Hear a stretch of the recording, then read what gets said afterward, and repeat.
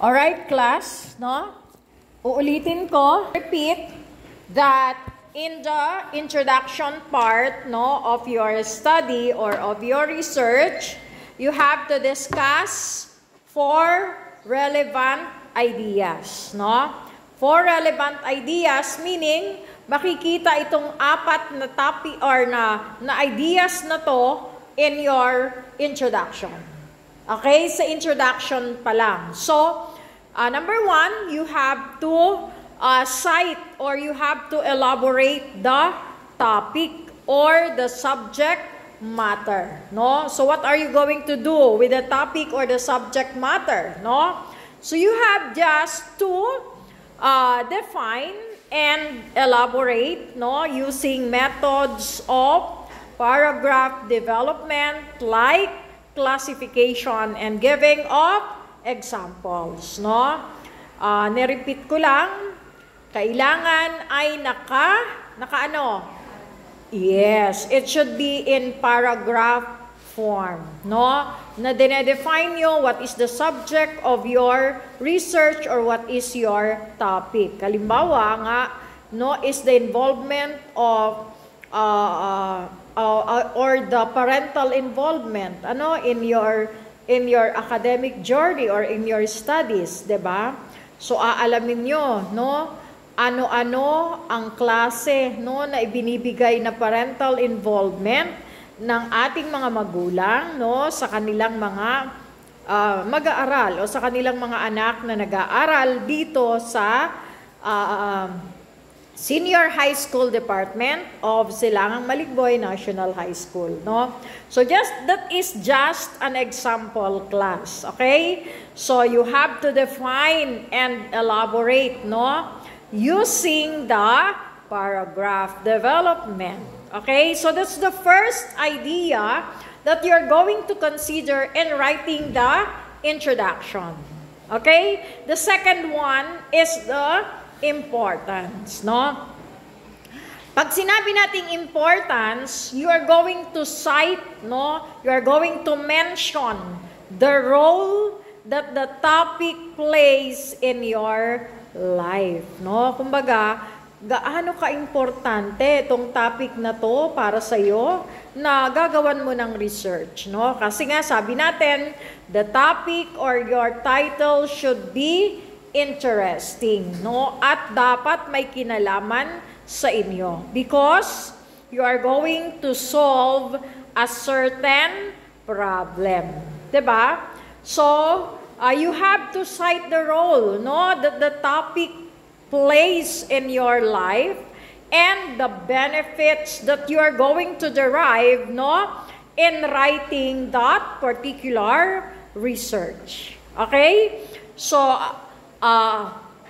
sasabihin nyo ang importance, particularly the role, no, that this topic or this particular research plays in your life. Plus, no, you have to mention also ano ba yung mga benefits, no, that you can derive, no, from your research study.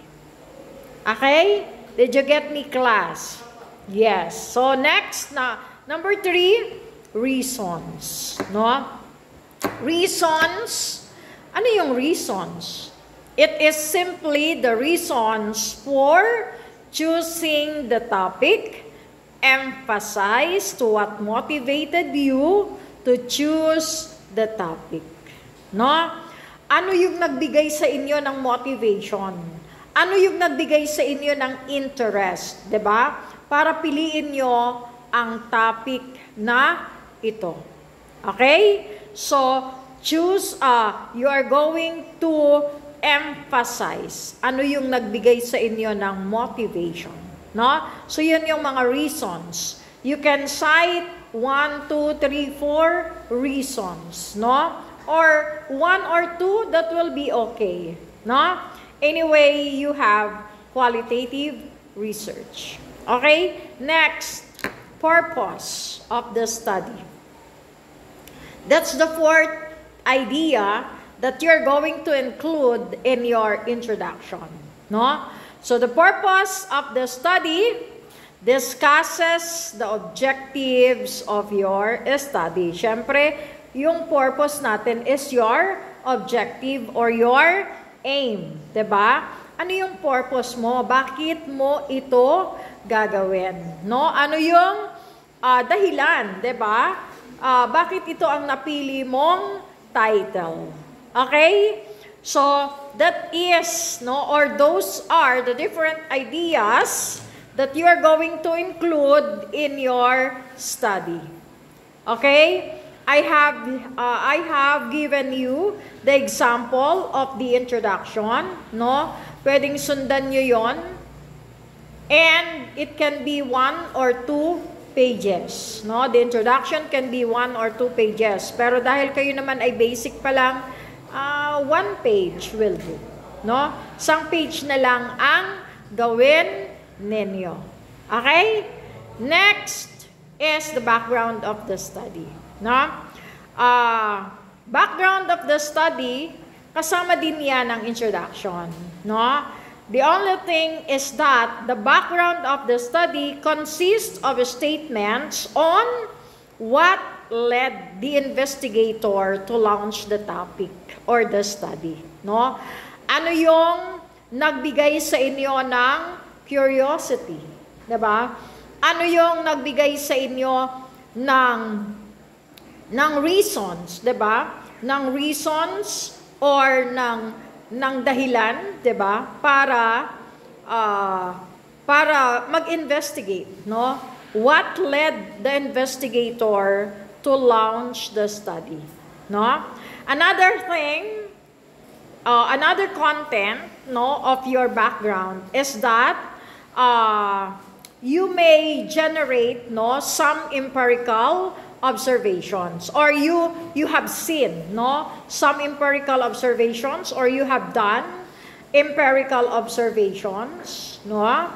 Kaya naman, at nakita mo, no, that yung curiosity mo ay lalong tumaas, 'di ba? Lalo kang naging curious about that particular topic. So you are going to cite those statement here, no? About your observations, no? About what you have seen, about what you have experienced, no? Kasi ito yung nagli-lead sa inyo para gawin ang isang research. Okay? Another reason or another context of your background of the study is that it will describe, no?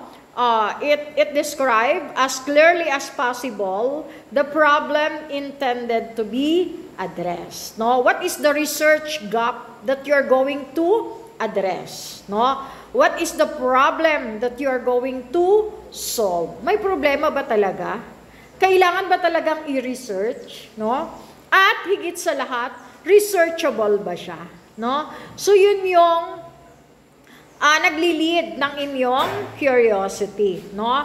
So describe as clearly as possible the problem intended to be addressed, no? And you're going to refer to the relevant literature in the field, no? Samahan nyo or support your statements with the previous study, no? That has something to do or that are related to your topic, no? Kaya nga meron tayong mga kinukuha na mga author, no, or ng kanilang mga evidences, the proofs of evidences is to prove, no, that your problem can be or your problem is researchable, no? Na may nauna na, 'di ba, na nag-research about that particular study. Kaya lang, iba naman yung title mo kaysa doon sa title na sinulat niya or ginawa ng mga previous researchers. Okay? So, etong tatlong ito ang inyong guide in writing the background of the study. No? You are going to write background of the study, pwedeng isang page din, no? Because you're going to support this with the relevant literature, no, in your field of study. Okay? So those are the background of the study. Okay? So for now, ito lang muna yung gagawin natin sa klase natin, no? You already have the approved title and the approved statement of the problem. Then, what you are going to do next is, of course, writing your introduction and the background of the study. Okay? And at the end of the period, you are going to show me your output. Okay? Is there any question? May question ba?